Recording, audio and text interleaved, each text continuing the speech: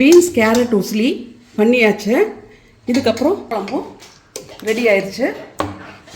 அடுத்தது கூட்டுக்கு இப்போ வெட்டிகிட்டு இருக்கேன் நான். கடலைப்பருப்பும் கொஞ்சங்க, கடலைப்பருப்பு வந்து ஒரு 2 டேபிள் ஸ்பூன் கடலைப்பருப்பும், ஏன்னா 10 பேருக்கு 2 டேபிள் ஸ்பூன் கடலைப்பருப்பும், பாசிப்பருப்பு கொஞ்சமும், பாசிப்பருப்பு வந்து ஒரு அழகிட்ட போட்டிருக்கேன். இப்போ இதில் கொஞ்சம் மஞ்சத்தூள், சவுச்சவுங்க. சவுச்சவ் வந்து ரொம்ப பொடியாக வெட்ட மாட்டேன், ஓரளவுக்கு பெருசாக தான் வெட்டுவேன். ஏன்னா வந்து கொஞ்சம் குழஞ்சா கூட காய் அப்படி நிற்கும். இப்போ இதை போட்டு இந்த சவுச்சவ் வெட்டிட்டு அடுத்தது பண்ணுன்னு சொல்கிறேன். வெங்காயம் வெட்டி போட்டேன் காயோடு சேர்த்து. இப்போ ஒரு 3 பச்சை மிளகாங்க, கொஞ்சம் கசகசந்தான் இருக்கும் மேலே ஃபுல்லாக. ஒரு 3 பச்சை மிளகா. சவுச்சவ் வந்து 4 சவுச்சவுங்க, அதனால் 3 பச்சை மிளகா போதும். ஏன்னா நான் மிளகாத்தூளும் கொஞ்சம் போடுவேன். ஒரு சின்ன ஸ்பூன் அளவுக்கு மிளகாத்தூள். ஏன்னா வந்து நான் இது இப்போ நம்ம வீட்டுக்கு ஒரு இதுனா வச்சுக்கோங்க, இவ்வளோ போடுவேன். ஒரே ஒரு காய்க்கு பண்ணும்போது இவ்வளோ போடுவேன். இப்போ இது 1 ஸ்பூன் போட்டிருக்கேன் நான். உங்களுக்கு காரம் வேணுனாலும் இன்னும் கொஞ்சம் போட்டுக்கலாம். இது மேலே கொஞ்சம் கருவேப்பிலை.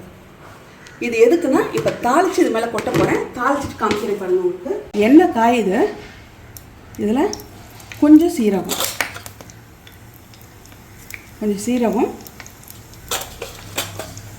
உளுந்து.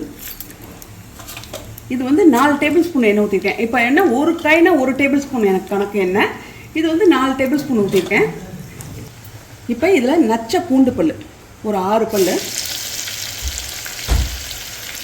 கொஞ்சம் பூண்டை செவக்க விட்டால் நம்மளுக்கு வந்து அந்த வாசனை ரொம்ப நல்லா இருக்குங்க. இப்போ பூண்டு வந்து அது செவக்கட்டும். இதுக்கு தேவையான அளவு உப்பு போட்டுக்கலாம். இப்போ பூண்டு லைட்டாக செவந்துருச்சு பாருங்கள். இது செவந்தோன்னே இந்த கொட்டி வச்சுருக்கோம்ல கருவேப்பிலை, அது மேலாம் அப்படி இந்த மிளகாத்தூள் கருவேப்பிலாம் கொட்டி வச்சுருக்கோம்ல அது மேலேயே ஊற்றிடுவேன். ஊற்றிட்டு இதை கலக்கலாம் மாட்டேங்க, அப்படி மூடி போட்டு வேக வச்சுருவேன். வந்து 1.5 கிளாஸ் ஊற்றிருக்கேன். இப்போ 1.5 கிளாஸ். ஏன்னா வந்து சவுச்சவுலையும் உங்களுக்கு தண்ணி விடும். அப்போ ரொம்ப தண்ணி ரொம்ப போயிடுச்சுன்னா நல்லா இருக்காது. அப்படி சேர்ந்த மாதிரி வந்துடணும். கடையும் போது அப்படி சேர்ந்த மாதிரியே இருக்கணும். அதுக்கப்புறம் நம்ம இதில் தேங்காய் பால் போட்டு இறக்கணும். 2 சவுண்டு தான். இந்த குக்கர் வந்து ஒரு சவுண்ட்லேயே பயங்கரமாக நல்லா வேகுங்க. ப்ரெஸ்டீஜு 2 சவுண்டு தான் விட்டேன். பாருங்க எப்படி வந்துருக்கு பாருங்கள். நான் சொன்னேன்ல அப்படி சேர்ந்த மாதிரி இருக்கணும்.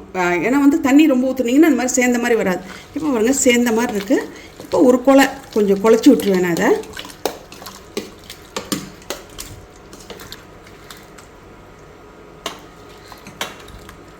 ஏன்னா காயெல்லாம் இந்த பெருசாக தானே போட்டேன், அந்த அளவுக்கு முழுசாக விட மாட்டேன்.